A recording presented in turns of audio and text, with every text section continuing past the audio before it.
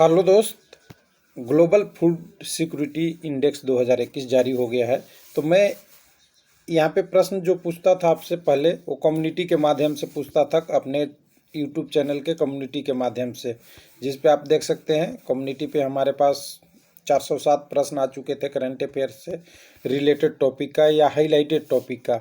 तो यहाँ पे कम्युनिटी में आप बाकी प्रश्न जाके देख सकते हैं, लेकिन लोगों का सवाल आया था कि इससे, जैसे मैं एग्जांपल अगर यहाँ देना चाहूँ तो जो हमने प्रश्न पूछते हैं उसमें कई लोगों का कारण था कि हमें सही आंसर नहीं मिल पाता है, और इसमें से कुछ लोगों का देखिए आंसर कैसे कैसे अलग होता है। तो फुटबॉल में 79 मात्र 25% लोगों ने सही जवाब दिया था इसका, ग्लोबल भारत के सुपरस्टार सुनील छेत्री का। तो कुछ लोगों का ये सवाल है कि गलतियां जो लोगों को हो रही है इसको थोड़ा सा छोटा वीडियो में लाया जाए।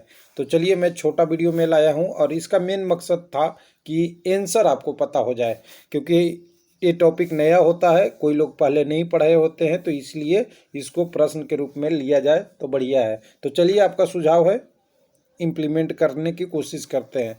भारत वैश्विक खाद्य सुरक्षा सूचकांक 2021 में कितने स्थान पे है? एक ही प्रश्न लेंगे, थोड़े से इसके टॉपिक को डिस्कस करेंगे।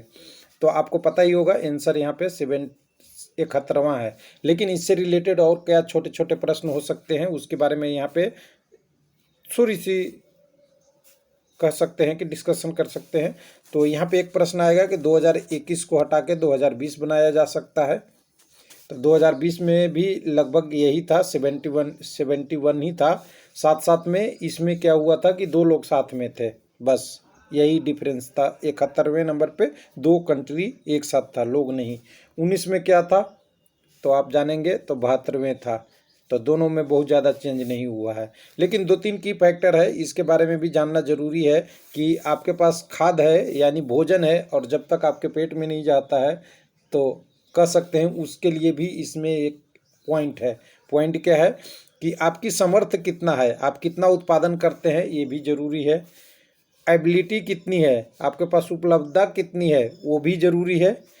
क्वालिटी और सेफ्टी, गुणवत्ता और सुरक्षा, आप अरहर के दाल पे खरीदने जा रहे हैं, पता चला कुछ और मिल रहा हो यानी मिलावटी हो, गुणवत्ता नहीं हो, उसकी सुरक्षा यानी सेफ्टी नहीं हो, तभी आपकी रैंकिंग नीचे गिरेगी। नेचुरल रिसोर्स और रिजेंस यानी प्राकृतिक संसाधन का लचीलापन कितना यूज हो रहा है, तो ये भी ज़रूरी है।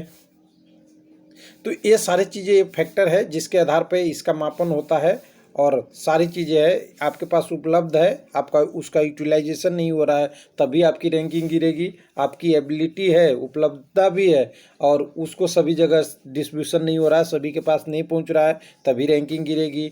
आपकी क्वालिटी और सेफ्टी में भी कमी होगा तो गिरेगा, नेचुरल रिसोर्स से भी गिरेगा।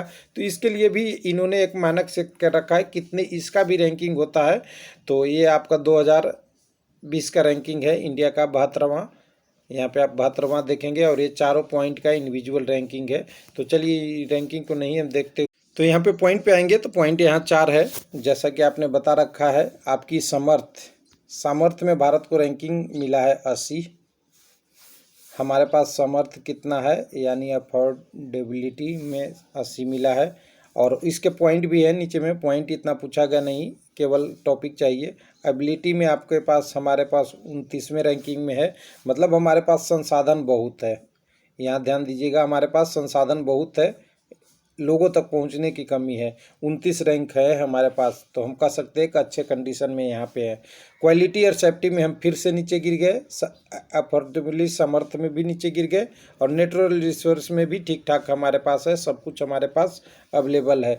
तो ये 40 नंबर पॉइंट पे है। तो यहाँ से इसको रैंकिंग में अगर जारी कर दिया तो उसके हिसाब से अगर कह सकते हैं कि हम 70 नंबर पे हैं, 71 नंबर पे हैं, तो हम नीचे जा रहे हैं।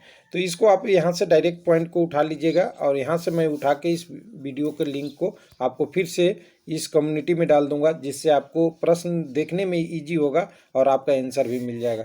थैंक यू, धन्यवाद।